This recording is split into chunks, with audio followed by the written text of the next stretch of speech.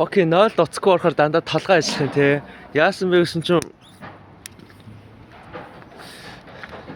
чи том болохын хэрээр чи хүмүүсийг яагаад мэдрэл мотой байгааг ойлгох юм байна.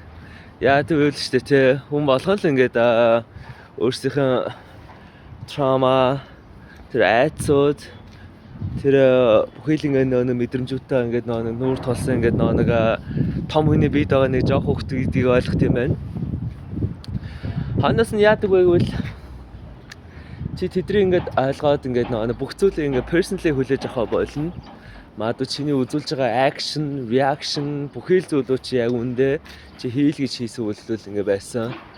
Гэхдээ бүх зүйлийг personally хүлээж авах болсон ч гэсэн тэдрийг бол хажуудаа байлгана гэсэн үг бол анхнаасаа ингээд байгаагүй. It is what it is гэ хаяад явчих хэрэгтэй юм байна л да. Би өөр back fucking 0 орж юм биш үү гэж бодохгүй шээ.